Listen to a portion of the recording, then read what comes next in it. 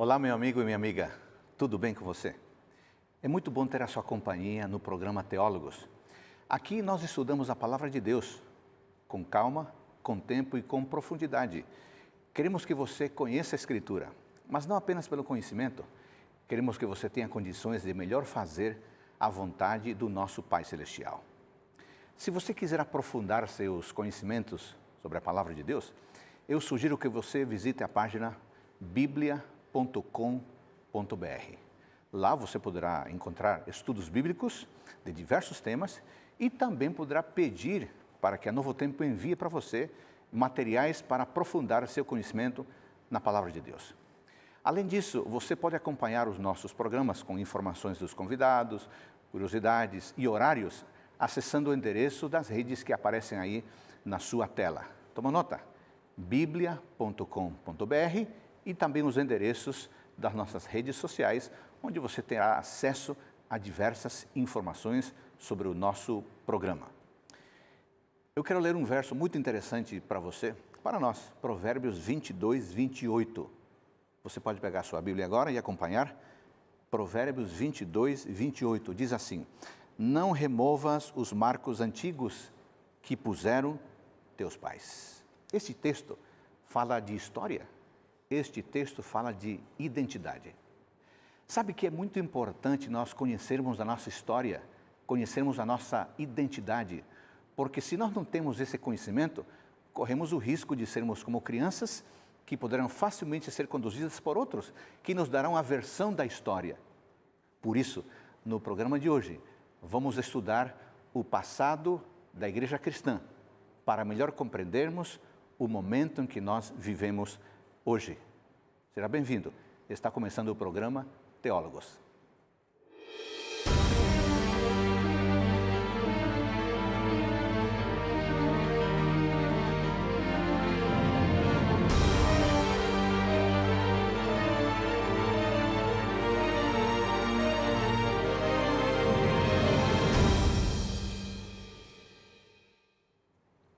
É muito bom ter a sua companhia no programa Teólogos.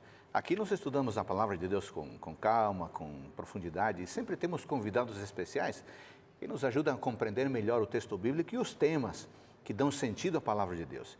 E nós estamos iniciando a terceira temporada do nosso programa, e por isso eu agradeço, porque você tem acompanhado todos esses momentos aqui no programa Teólogos. Hoje nós vamos estudar um tema muito importante, tem que ver com a história da igreja. E conhecendo a história da igreja, obviamente, no passado, nós vamos conhecer a história da nossa própria identidade como membros de uma igreja, como filhos e filhas de Deus, como cristãos. Para isso, hoje nós temos dois convidados especiais. O primeiro deles é o pastor Dr. Rodrigo Folles. Seja bem-vindo, muito obrigado por você estar conosco aqui. É um prazer. Rodrigo, conta para nós onde você trabalha e o que você faz no momento. No momento, eu sou professor no Centro Universitário Adventista de São Paulo, UNASP, uma das nossas universidades da Igreja Adventista. Eu estou alocado no campus Engenheiro Coelho. Engenheiro Coelho. Dou aulas lá, tanto no curso de Teologia quanto no curso de Comunicação Social. E também dirijo a nossa editora, a Unaspress, que é a editora universitária do UNASP, que produz obras acadêmicas. Aliás, nós estamos aqui, amigos, com uma obra de peso, né? Essa é de peso, literalmente.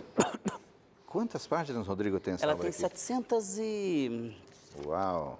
42 páginas. Os amigos podem apreciar essa obra aqui, né? Pneumatologia, pessoa e obra do Espírito Santo. Certamente você não vai encontrar uma obra tão completa a respeito desse tema, né, Rodrigo? Não encontra. Essa aqui é uma das mais completas no mundo. Isso aqui foi um simpósio teológico que toda a divisão sul-americana produziu. Então, são teólogos adventistas do mundo todo vieram para cá, em Foz do Iguaçu, reunidos, discutindo esse assunto. Então, é inédito, não é uma tradução, é um material realmente produzido. E, sistematicamente, ele tem toda a sistemática do Espírito Santo, ele tem toda a teologia bíblica do Espírito Santo, ele passa em todos os livros, e ele também tem a aplicação, o que significa a doutrina do Espírito Santo para a igreja hoje. Então, eu imagino que o nosso amigo ou amiga está interessado nesse material. Como faz para adquirir esse material? É só entrar no unaspstore.com.br e lá você vai ter este e todos os outros materiais que o UNASP produz. Muito bem. Ô, Rodrigo, Muito obrigado por sua presença conosco. Prazer. Você estudou, qual é a sua área de formação? A minha área de formação, na graduação, eu fiz tanto teologia quanto comunicação social. Depois eu fui para o mestrado em comunicação e doutorado em ciência da religião, / teologia, ambos aí na Metodista, na Universidade Metodista de São Paulo. Ali eu falei bastante sobre a transmissão da memória religiosa, como a gente transmite a religião de um grupo social para o outro, de uma geração para outra. Então, tive bastante essa preocupação. Muito bem, aliás, tem tudo a ver com o tema que nós vamos discutir hoje e em outros momentos também. Muito bem, o nosso outro convidado especial é o professor Dr. Fábio Augusto Darius. Isso. Fábio, muito obrigado por você estar conosco. Um prazer. Onde que você trabalha? Assim como o Dr. Folles, eu trabalho lá no UNASP, Centro Universitário Adventista de São Paulo, campus Engenheiro Coelho. Eu leciono nos cursos de História, no curso de Teologia, também no mestrado em Educação. Muito bem. E qual que é a sua área de formação?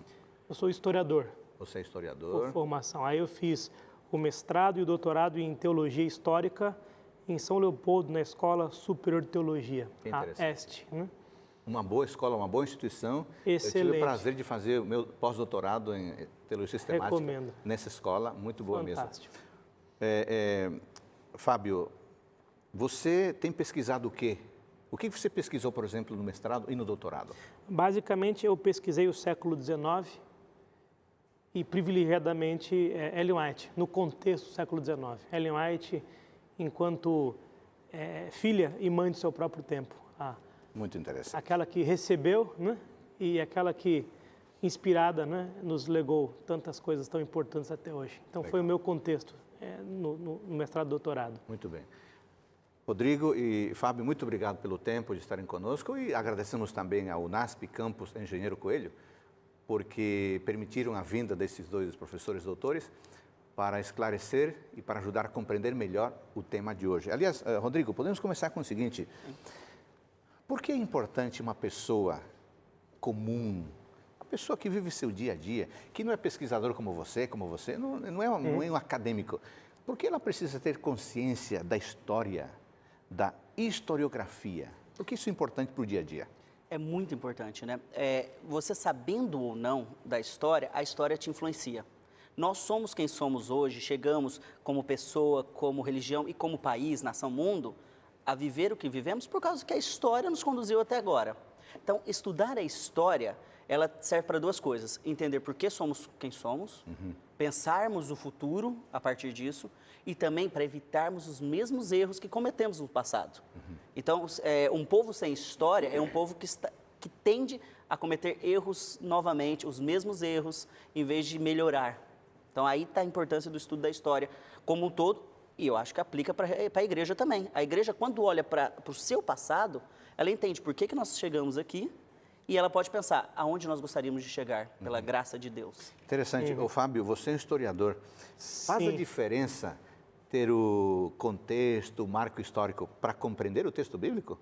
Sem a menor dúvida. E eu até posso citar aqui o historiador Eric Hobsbawm, né, o recém-falecido, há poucos anos atrás. Ele escreveu um livro chamado Era dos Extremos, e logo na introdução ele diz o seguinte: o historiador serve como nunca na história da humanidade, porque ele basicamente serve para lembrar o que as pessoas estão esquecendo, né? E a pós-modernidade tem facilmente esquecido dos marcos antigos, das memórias, né? O texto que lemos aqui, Provérbios. Justamente. Então, o historiador e o teólogo têm hoje uma importância sem par na história, não só da igreja, mas do Ocidente, eu diria, até sem exagero, porque a gente não consegue ler a Bíblia com a profundidade que devemos ler sem o contexto histórico, sem o marco histórico que dá o sentido, né? Muito interessante. Rodrigo, nesse viés, nesse contexto, então, como é que nós podemos conceituar a memória e por que ela é importante? Ok. A memória, o conceito de memória é um estudo recente dentro da historiografia, aí vem a partir da década de 60, isso é recente dentro dos estudos acadêmicos, que é a preocupação de como um povo, um indivíduo ou um grupo social, ele olha para o passado e reconstrói esse passado. Qual é a lupa que nós usamos para determinar por que nós chegamos até agora?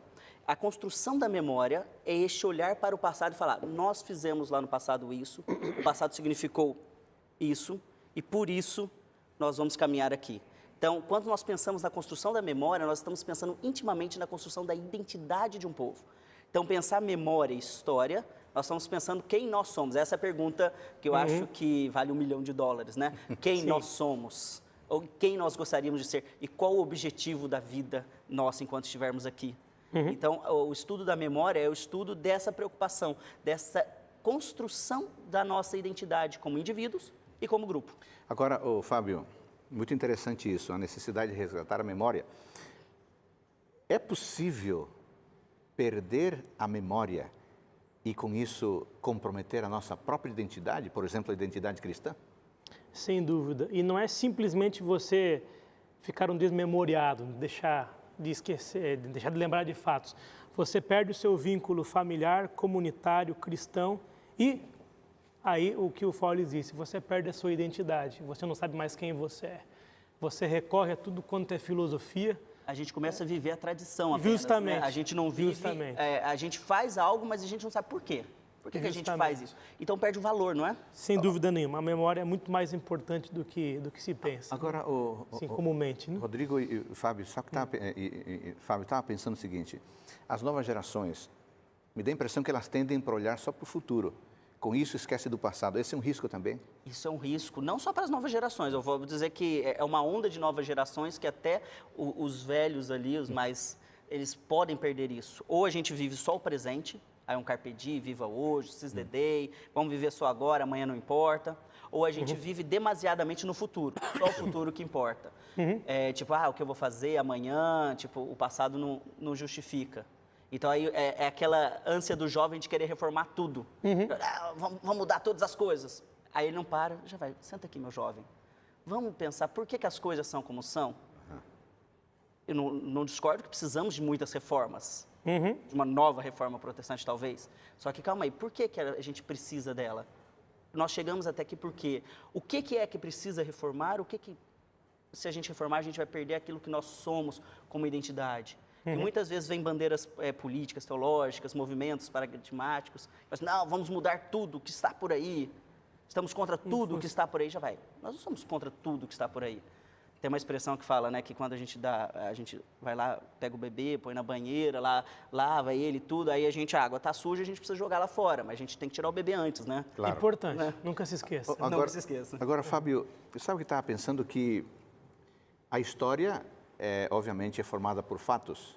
Agora, quando eu vou à história, não há um risco de, com a minha interpretação, dar uma versão da história?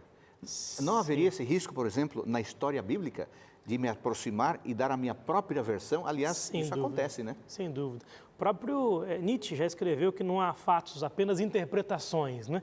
Embora a gente tenha que ler muito cuidado esse autor, essa frase específica que pensada talvez sirva para isso. Você precisa saber exatamente o contexto do texto que você quer ler e, mais importante que isso, você precisa sempre evocar o Espírito Santo antes de abrir a palavra de Deus. Eu conheci aí alguns estudiosos da Bíblia que se diziam cristãos e que conheciam bastante da Bíblia, mas não conheciam o personagem central da Bíblia.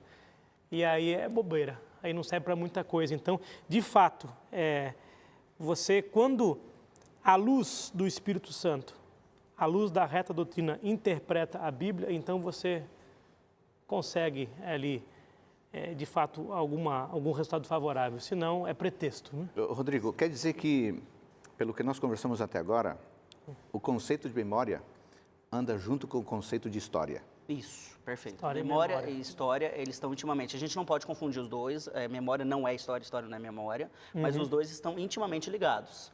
Então, a história, o fato histórico, ele existe e ele não é passível de interpretação. Ele existiu mesmo. Nós estamos aqui reunidos hoje, nós estamos conversando e este fato histórico existe. Então, se daqui 2, 3 anos a gente relembrar, lembra quando nós estávamos. Ele é real. Estávamos lá. Só que o jeito que o Fábio vê, o jeito que você vê, o jeito que os câmeras que estão aqui vão perceber, o jeito que o telespectador e o que aconteceu na vida do telespectador quando ele vai estar ali, todas essas questões vão influenciar na nossa interpretação do fato histórico em si. Então, são as memórias que nós temos para reconstruir esse fato. Então, o fato existe, só que nós interpretamos de diversas maneiras. Sim, justamente. Aí que está a grande questão. Nós não estamos relativizando, falando assim, então tudo é interpretação. A gente não precisa cair no niilismo, Não, já que você aí eu citou acho que Nietzsche, né? só para fomentar a discussão mesmo, né? Que eu acho genial. Assim, Nietzsche está realmente certo nessa frase que você citou, mas a gente não precisa cair no niilismo, que é aquela questão, então já que tudo é interpretação, nada é real, não existe uma verdade objetiva, comamos e bebamos, que amanhã vamos morrer, não tem sentido da vida. A Bíblia também perde sentido, né? Tudo perderia. Não é essa a questão. Mas também nós não podemos cair na outra questão de achar que nós não temos uma lente quando nós vamos para o texto bíblico, quando nós vamos para um fato histórico. Por exemplo, quando nós vamos ao texto bíblico, nós encontramos a narrativa da ressurreição de Cristo. Sim. Esse é um fato histórico. Sem dúvida. Está registrado na Bíblia. Sem dúvida. É confiável. Podemos mostrar por achados arqueológicos, por achados historiadores da época, é possível mostrar que sim, ele existiu. Né? Mas como nós vamos interpretar isso?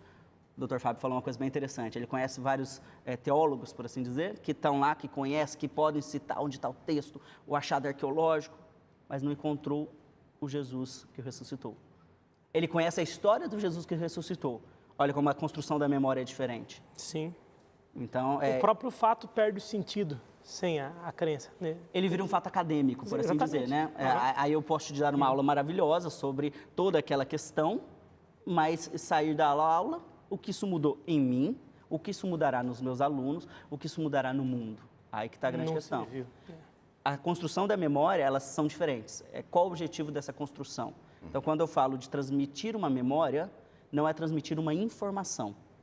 É transmitir mais do que uma informação, mais do que o relato histórico. É o que eu quero que você sinta com aquela informação. Muito bem. Muito interessante. Eu espero que você tenha tomado nota de algumas informações que já foram dadas aqui. Nós lemos o texto bíblico de Provérbios, que nos diz que não devemos esquecer, remover os marcos antigos. Isso tem a ver com a identidade, tem a ver com a memória. A Bíblia é um livro histórico também. Mas como o doutor Fábio sugeriu aqui, você não pode ler a Bíblia encarando apenas como uma narrativa histórica. Aliás, muitos têm feito isso, mas a Bíblia é mais do que isso. Como evitar cair nesse problema?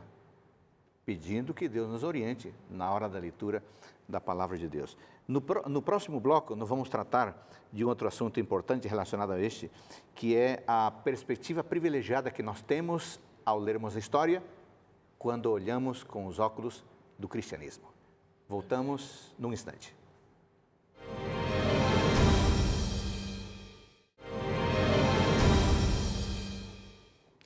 Em nosso programa de hoje, estamos estudando sobre a importância de conhecer a história.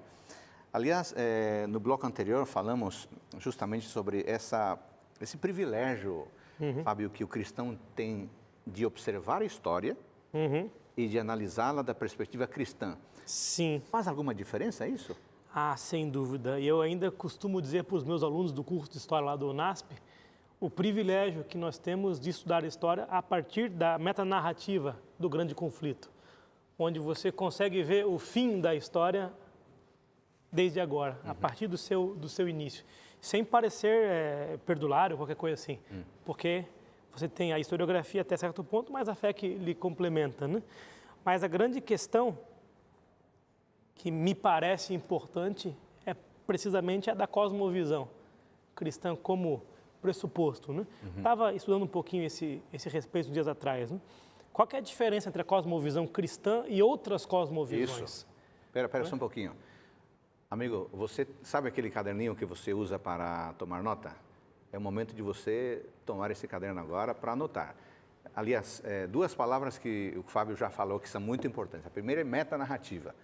Metanarrativa é essa moldura que dá sentido precisamente a história, né? E ele mencionou o fio vermelho, né? Exato. Ele mencionou o conflito, o grande conflito entre o bem e o mal. Sim. Tomou nota, metanarrativa. E a outra palavra importante, é uma palavra técnica também, é cosmovisão. Vamos definir para as pessoas o que é cosmovisão? Pouquíssimas palavras. Cosmovisão é visão de mundo. Visão de mundo. A lente que você enxerga o mundo, né? Isso. A lente que você usa, um conjunto intelectual que você usa para observar a realidade e interpretar a realidade. E aqui eu creio que o cristianismo é, nesse sentido, também fantástico. Por exemplo, você teve um dia angustiante, um dia preocupante, um dia até triste. Aí você vai para casa, toma um banho, liga a televisão, o jornal também não está ajudando você nesse momento. Sim. Aí então você vai para a sua cama e antes você então pega a Bíblia, abre ali o Salmo 23, o Senhor é o meu pastor, nada me faltará. Objetivamente, o que mudou no mundo ou no seu dia, né? Assim, tecnicamente nada, mas como você crê na palavra que você leu, mesmo que você tenha passado um dia bem angustiante com notícias nada alentadoras, você vai dormir bem, porque você crê na palavra, você confia no autor da palavra. Então a cosmovisão, se a gente voltar para William Dilthey, no século XIX, um alemão, aí, um filósofo alemão, que não era cristão, ele definiu a cosmovisão como sendo algo que dá segurança e conforto à nossa existência. E para nós cristãos, o conceito pode ser exatamente o mesmo. Cosmovisão dá segurança e dá conforto. Mas se o conceito é o mesmo, se a gente se utiliza inclusive de um conceito de um não cristão, então qual é a diferença entre a cosmovisão cristã e a não cristã? Talvez aqui duas outras palavrinhas novas para muitos, né? Enquanto a cosmovisão, digamos que secular, né, está baseada na epistemologia, na construção do conhecimento, a nossa cosmovisão deve estar baseada na ontologia, no sentido do ser. E eu acho que aí está a diferença. Porque se você se vangloria com os seus próprios conhecimentos, com a sua própria construção, com o que você é a partir do que você construiu, então você se afasta da perspectiva bíblica de homem, inclusive. Não é? E agora, se você se baseia não no conhecimento seu, no conhecimento humano construído ao longo dos séculos, mas não o esquecendo, você toma como ponto de partida de cosmovisão a própria ontologia, o sentido da existência, então aí você pode seguir tranquilamente, sabendo que não vai ser frustrado. Isso é muito interessante. Isso é importante. E você? Qual é a sua cosmovisão?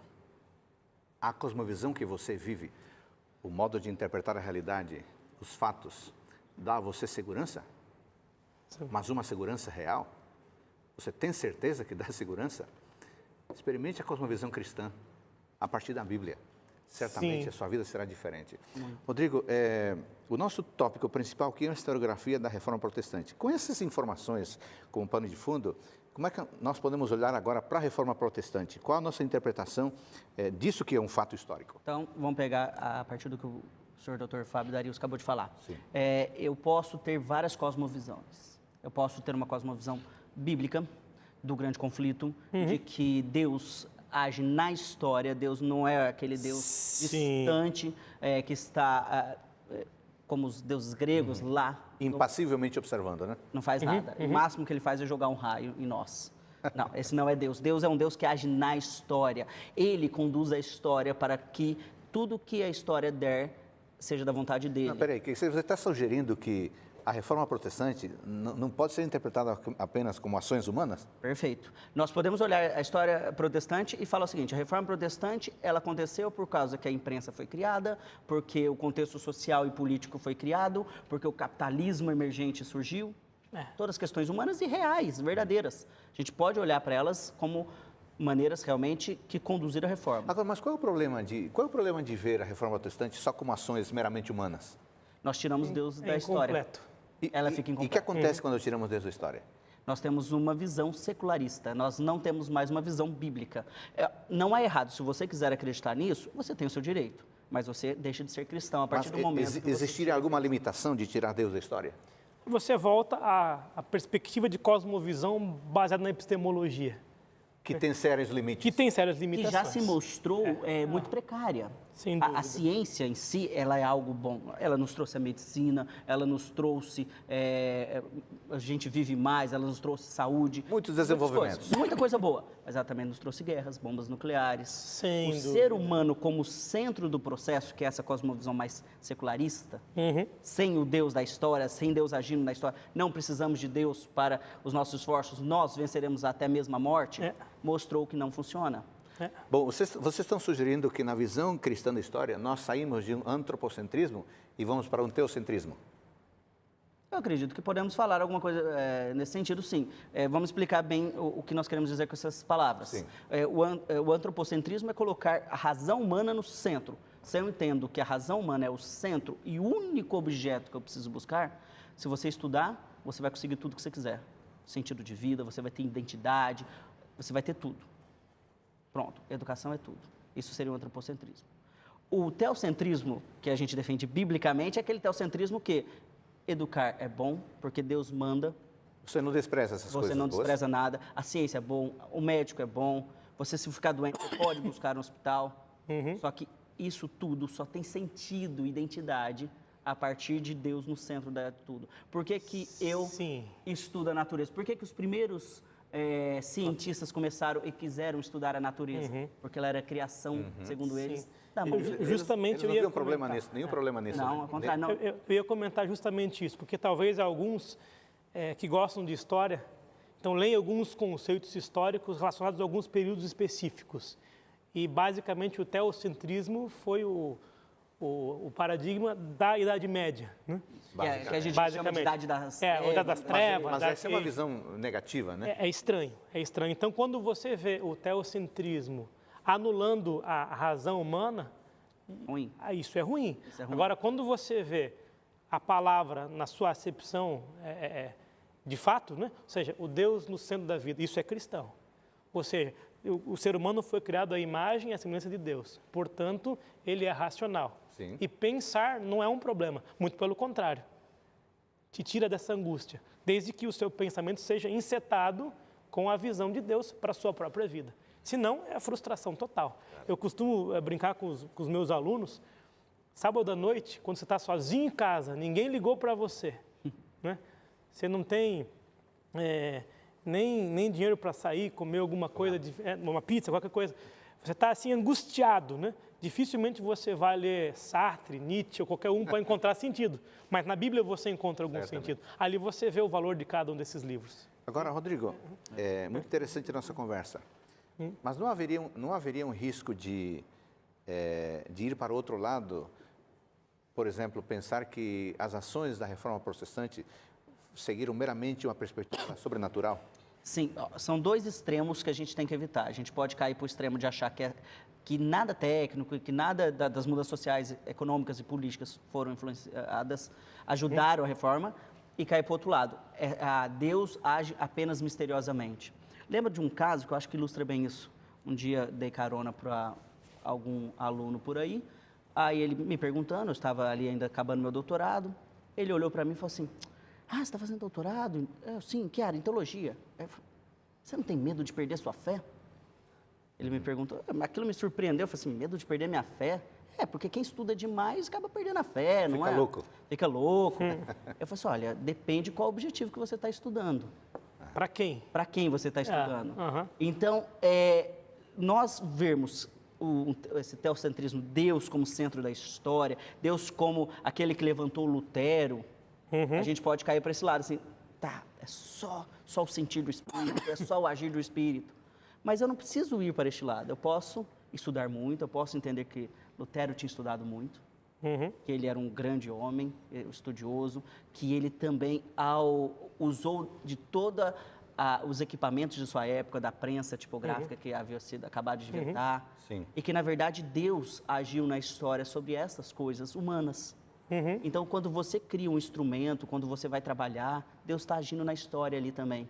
Deus não precisa agir na história apenas quando você está no sábado à noite, sem sentido e orando. Sim. Mas na segunda-feira de manhã, às 7h30 da manhã, quando você acabou de sair do ônibus para ir trabalhar, Deus está agindo na história. Porque Deus, e essa é a cosmovisão bíblica cristã, Deus age na história a todo momento. E aí justamente retoma Lutero, inclusive, né? Porque tem o conceito, inclusive medieval, do Deus abscôndito, né? O Deus que se esconde, mas que ao mesmo tempo se esconde por quê? Porque se ele se revelar tal qual ele é, nós seríamos fulminados. Nós não temos condições de ver a Deus. Mas Deus se revela na sua fragrância, ele dá pistas e nós seguimos esse caminho. Isso é uma perspectiva. Por outro lado, e aqui retomando Lutero, ser tu o Cristo do outro. É uma frase dele, não sei exatamente em alemão, ser o pequeno Cristo, né? Eu acho que pelo alemão fica até mais, né?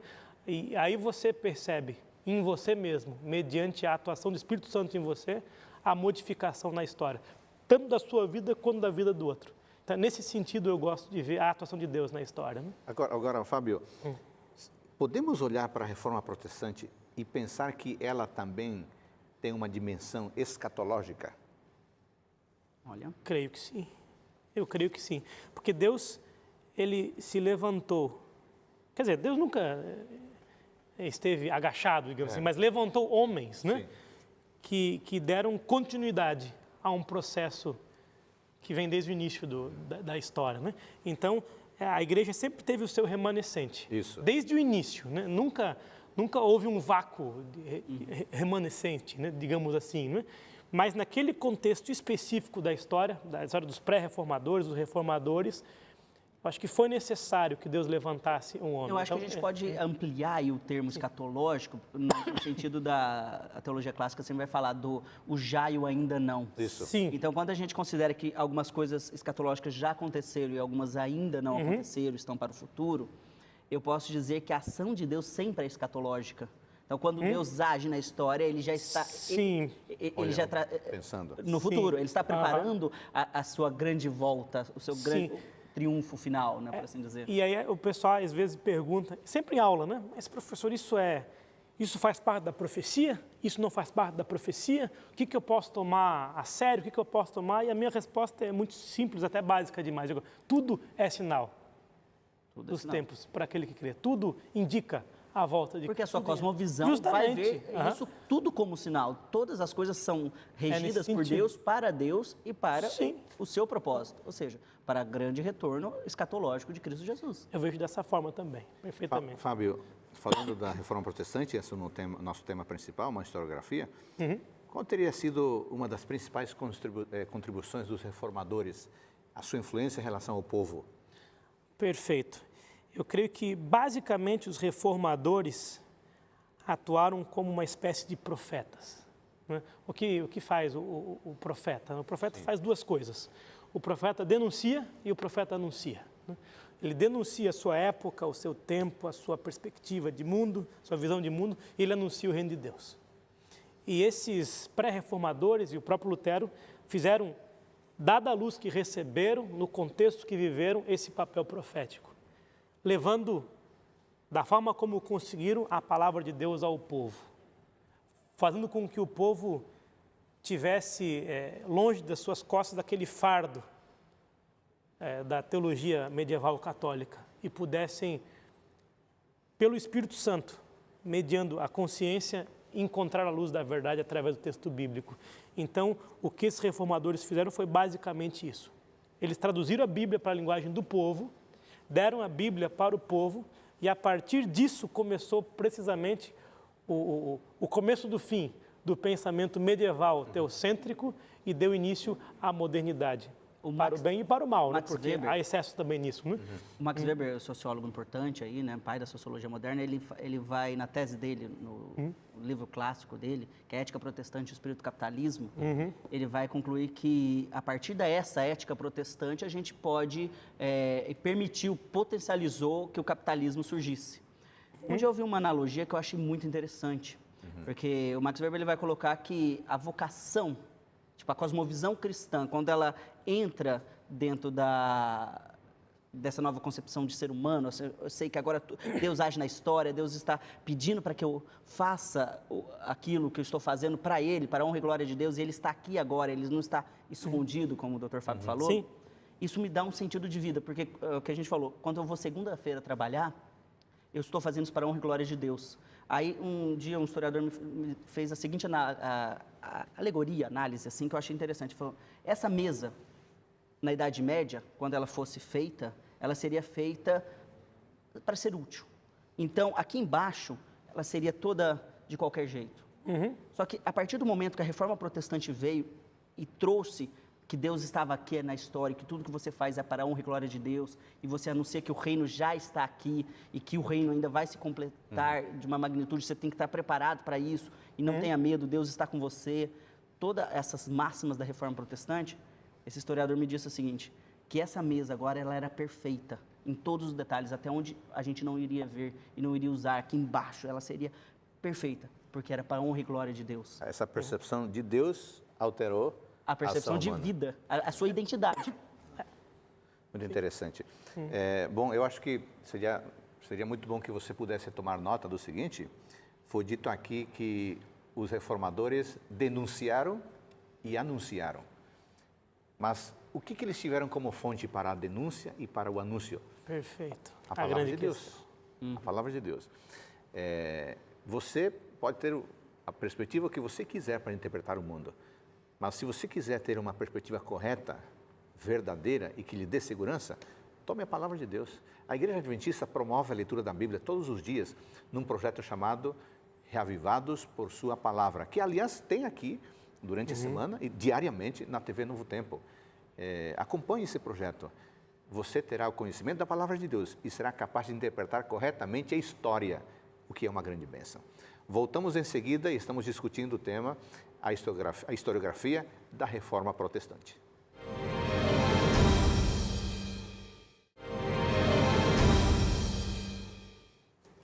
Em nosso programa de hoje, estamos dando uma olhada historiográfica à Reforma Protestante.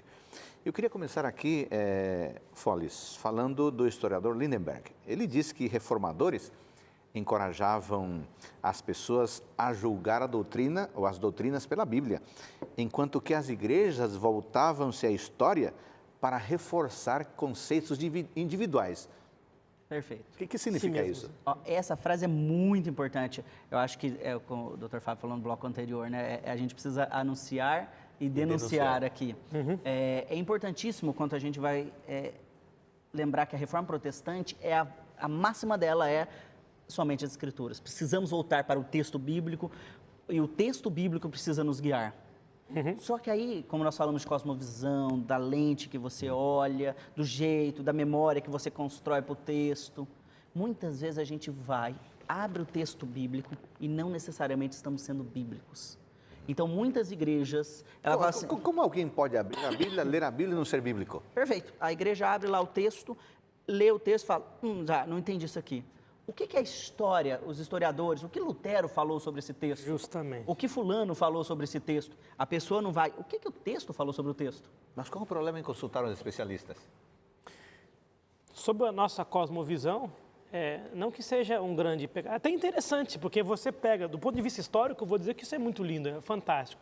Só que quando a gente ingessa o texto bíblico, a visão dos historiadores, dos filósofos, enfim, dos credos, daqueles que antes pensaram por você, você não exerce aquilo que Deus próprio lhe incutiu, que é a racionalidade, né, mediante o próprio Espírito Santo, né? E isso eu acho muito bacana na nossa própria igreja.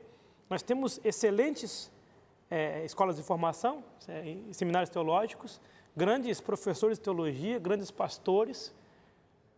Nós temos a verdade presente, nós somos o povo remanescente, e mesmo assim vamos à igreja e levamos a Bíblia. Sim. Nós não confiamos nos nossos pastores, afinal de contas, não é isso, mas é um lembretezinho que é Bíblia. O sacerdócio de todos os crentes, exatamente. Uma das grandes máximas conquistas, da reforma, né? Uma das grandes conquistas, é que você como indivíduo, tem acesso à Bíblia. Sim. E isso é tão sagrado que você não pode ouvir o que eu vou falar.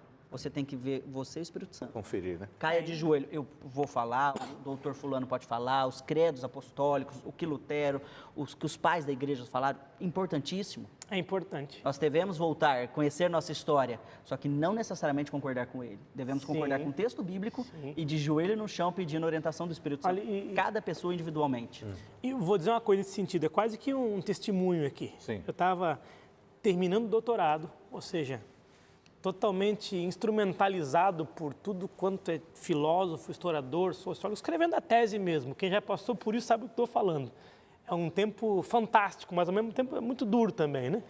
E às vezes angustiado, à noite, antes de dormir, eu pegava o texto bíblico, que eu não conseguia mais ler o texto bíblico, como deveria ler.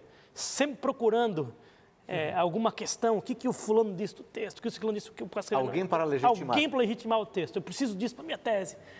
Então, conversava com a minha futura esposa, com a minha noiva, e ela dizia, olha Fábio, nós vamos ver a palavra de Deus, né? Esquece agora o teólogo, esquece agora o historiador. O que é Deus? o Senhor é meu pastor, nada faltará. O texto que a gente falou, isso é Deus falando, olha. Então você não precisa de alguém para legitimar. Acontece muito com a gente hoje, né? Por exemplo, por que você não come carne de porco? E aí você tenta pensar em um artigo que você leu de uma revista científica. Sim. Olha... Ou que o seu pastor, ou que a sua igreja... A palavra de Deus fala em Levítico 11 que nós não devemos comer esse tipo de coisa. A gente volta pouco ao Isso é o suficiente. Mas a gente, às vezes, nesse mundo secularizado, acha erroneamente que a Bíblia não é o suficiente e busca outras fontes para complementá-la. E muitas vezes isso pode acontecer no púlpito também. Acontece o pastor achar que ele precisa contar a história, ele precisa contar o caso da semana, falar o que a revista está falando. E muitas vezes a gente não abre a Bíblia, simplesmente lê e explica. Texto por texto. Rodrigo, isso quer dizer, por acaso, que nós não temos que voltar aos nossos fundadores? Temos que ignorá-los? Ao contrário. É que nós falamos no primeiro bloco, né? Quando a gente não volta e relembra a nossa identidade, a construção da nossa memória, a gente perde o caminho do porquê nós estamos aqui, do porquê que nós chegamos aqui. Eu acho que são dois extremos, novamente, que a gente precisa evitar. Preciso evitar o extremo de achar que eu sou autossuficiente. Não, eu não sou. Eu sou apenas um indivíduo. A comunidade é muito importante, porque não é a minha interpretação que ela é válida. Eu preciso ler e interpretar por mim, mas eu preciso perguntar para ele. E nessa sabedoria, o Espírito Santo também está agindo em você, também está agindo em você. Então, nós juntos podemos, melhor do que eu sozinho, interpretar. Então, voltar para o passado é importante nisso. Mas também eu não preciso ficar extremamente dependente. Eu preciso achar esse equilíbrio, onde eu vou voltar ao passado e procurar a multidão, mas eu também tenho o meu comprometimento com a palavra. Porque se você esquecer a Bíblia e ficar só com os fundadores, você perde a verdade presente. Esse contexto de remanescente aliás, pode, né? Aliás, Fábio, foi esse um dos perigos da igreja pré-reforma, o apego excessivo à memória dos fundantes? Eu creio que sim. E não apenas os patrísticos, né? Se você tomar, por exemplo, São Tomás de Aquino, que é um dos grandes nomes da teologia católica até hoje, ele cita mais Agostinho do que a própria Bíblia, por exemplo, né? E outros tantos. E o próprio Lutero, em muitos dos seus textos, ele às vezes, sem querer, achando que está sendo bíblico, está citando ali uma perspectiva, uma leitura de Agostinho da Bíblia, né? Que ele está tão influenciado naquilo, porque ele foi agostiniano também, que ele não percebe mais o que é e o que não é. Então, é por isso que é importante que você tenha a sua Bíblia como primeira leitura do dia. E também como última leitura do dia. E que você não se deixe viciar por outras perspectivas de mundo que desvirtuem. E é por isso que é importante eu também me colocar sobre diversas perspectivas, justamente porque aí eu chego para você e falo assim, Adolfo, eu estou lendo a Bíblia a partir disso aqui, para mim esse texto significa isso. Aí você olha para mim e fala, mas você não acha que você está sendo agostiniano aqui por causa disso? Aí eu paro, poxa, eu nem tinha notado. Então, por isso que eu não posso deixar os marcos antigos abandonar a identidade, todos os grandes teólogos do passado, porque eles também denunciam aquilo que é um vício que eu posso estar vivendo. Então, por isso que a interpretação, eu gosto muito de uma expressão, que é do Timothy Keller, que ele fala de uma comunidade hermenêutica, que a igreja ela deveria se resumir a uma comunidade hermenêutica. O que é uma comunidade hermenêutica? Uma comunidade hermenêutica você não vai à igreja apenas para ouvir, você vai à igreja para interpretar a Bíblia. Eu interpreto, você interpreta, ele interpreta, e nós interpretarmos juntos a Bíblia, nós criamos uma comunidade hermenêutica. Eu olho para ele e falo assim, Fábio, você está achando que você está sendo bíblico aqui, mas olha, você não está entendendo. Ele também olha para mim e fala, Foles, agora é você que não está entendendo neste outro caso aqui, porque você tem um vício numa criação, ou do país que você nasceu, ou da região que você nasceu, ou da religião que você tinha antes e agora mudou. Então, por causa desses vícios, a gente precisa dessa comunidade hermenêutica, nós todos juntos, usando a Bíblia um com o outro. O que não quer dizer que eles erraram tudo, né? Muito pelo contrário. Como o Miroslav Pelikan escreveu, a tradição é a memória viva dos mortos, né? Então, embora você precise ser bíblico, você às vezes sim, se utiliza de um ou de outro pensamento bíblico desses homens do passado que ainda estão... está bem, que é isso mesmo, né? Ou seja, você não vai jogar tudo fora, afinal de contas. Agora, Rodrigo, eu gosto muito da Igreja Apostólica. Haveria algum problema de eu voltar e querer viver como a Igreja Apostólica? Viver como a Igreja Apostólica? A era da Apostólica? Igreja Apostólica? Aí está uma coisa também que a gente precisa equilibrar sempre a questão. Se nós quisermos voltar para a era apostólica, do lado dos primeiros, a gente vê lá o livro de Atos, lê aquela igreja Lindo, vibrante, é maravilhoso. Um só povo, um só coração, né? Muitas vezes a gente tem uma cosmovisão, que a gente aplica o texto ali, que acha que era tudo perfeito. Que eles já tinham completado a carreira da fé. Eu falo assim, não, tipo, tinha uma igreja perfeita e essa igreja era dos primeiros cristãos lá. Quando Jesus morreu, veio Pentecoste, aquela era a igreja perfeita. Eles têm muito a nos ensinar. Então a gente lê ali o livro de Atos, a gente pode aprender muito com aquela igreja. Mas uma coisa que eles têm a nos ensinar eles não eram perfeitos. Então se a gente quiser voltar para lá, como o modelo, o marco, assim, fala assim, não, tudo que a gente tem que viver é o que eles viviam, eu falo, calma, nem tudo. Porque eles também cometiam muitos erros. As cartas paulinas estão aí. Para demonstrar isso. Para demonstrar isso. Olha, não faz isso, olha o que vocês estão fazendo, meus queridos. E agora que, enquanto historiador, vou complementá-lo. Né? Nós estamos no século XXI, não no primeiro século. É impossível você viver a vida do primeiro século. Né? Até porque muitas coisas boas existem hoje. E então, de vez em quando, surge um ou outro que quer voltar ao passado. Né? E aí, então, tira a tecnologia, tira a luz elétrica e praticamente, né, retoma...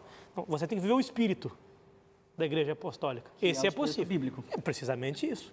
Agora, sem que você tenha que mudar radicalmente certas questões que estão em sua vida por conta da própria... A gente não pode perder a verdade presente Justamente. para o tempo de hoje. Eu acho que é nesse a Bíblia sentido. tem para dizer no século XXI. Ela tinha algo para dizer no século I, que hoje continua, Sim. e tem hoje algo que é novo para nosso mundo tecnológico, esse mundo veloz, esse mundo de capitalismo selvagem. Nós precisamos anunciar e denunciar uma verdade presente para este povo. Então, nós não podemos sair e viver, como ele falou, né, sem luz elétrica, sem tudo. Vamos voltar à igreja, calma. A gente precisa dar uma mensagem de salvação do reino de Deus escatológico para agora. Exatamente, acho que é nesse sentido. Tudo isso quer dizer que, tudo isso sugere que um dever individual, dever de cada pessoa, é aprender a identificar e a usar de maneira correta a palavra de Deus. Tudo isso passa pela hermenêutica, Sim. pela compreensão da revelação divina. Acontece que as pessoas que nos acompanham, Fábio e Rodrigo, são pessoas, muitas delas pessoas comuns. Elas não tiveram o privilégio que vocês tiveram de estudar, fazer mestrado, doutorado. O que eu posso dizer para essas pessoas que vivendo uma vida comum, sem estudar história, sem estudar teologia, sem fazer um programa formal de estudo, mas precisam viver e compreender corretamente a verdade? Vamos dar algumas dicas. O que fazer para ter essa perspectiva correta da história a partir da Bíblia? Passo número 1. Vamos dar aí 2, 3 passos comuns para a pessoa. Eu acho que o primeiro passo é não acredite nunca que você vai conseguir fazer grandes evoluções sozinho. É por isso que eu falei da comunidade hermenêutica. Você vai à igreja semana após semana, porque lá você vai ter um crescimento. Isso. Com a lição da escola sabatina, com o irmãozinho. Você está há 30 anos na igreja, eu estou há 2, você tem alguma coisa para me ensinar? O irmão ali também é casado há muito tempo, eu não sou, ele tem alguma coisa para me ensinar. Então a gente vai, ao se amar, ao estudarmos a Bíblia aí, pequeno grupo é outra coisa também, que segundo passo, vai na igreja, vai no pequeno grupo. Junte todo mundo e fala assim, vamos estudar a Bíblia? Vamos abrir aqui de Gênesis ao Apocalipse? Vamos fazer o Reavivados por sua palavra? Vamos fazer juntos aqui? Aí eu não entendi, aí eu te pergunto, aí você não entendeu, aí a gente liga para o pastor, pastor, olha, eu como pastor é uma das coisas que eu mais gosto, é quando alguém me liga, pastor, estou com um problema, aí você já fala, o que será que aconteceu? Financeiro, da família, fala assim, quero entender melhor o texto tal. Como eu entendo o texto bíblico tal? Eu falo assim, graças a Deus, olha que maravilha. Então, imagina se nós juntarmos essa vontade de aprender. E também eu acho que a gente não precisa esperar essa transformação completa, né? A gente demorou também muitos anos estudando. Você também, enquanto Jesus não voltar, vamos continuar estudando. Deixa eu falar aqui para o meu amigo e a minha amiga que me acompanham agora. Você notou como é importante a comunidade, porque um com o outro nós aprendemos. Eu posso ensinar alguém, mas alguém pode me ensinar. No início do programa eu disse que se você quiser aprofundar alguns temas bíblicos, você pode entrar no site biblia.com.br. Faça isso, toma nota, biblia.com.br. Lá você encontra estudos bíblicos e você pode pedir material para Novo Tempo, para aprofundar sua percepção e seu conhecimento da Palavra de Deus. Aqui o Rodrigo falou da escola sabatina. Você sabe o que é escola sabatina? Tem um programa no Novo Tempo também, Lições da Bíblia. Escola Sabatina é um folheto trimestral que a Igreja Adventista usa para estudar sistematicamente um tema bíblico de interesse para o crescimento individual e para o crescimento coletivo. Procure informações também sobre a lição da Escola Sabatina.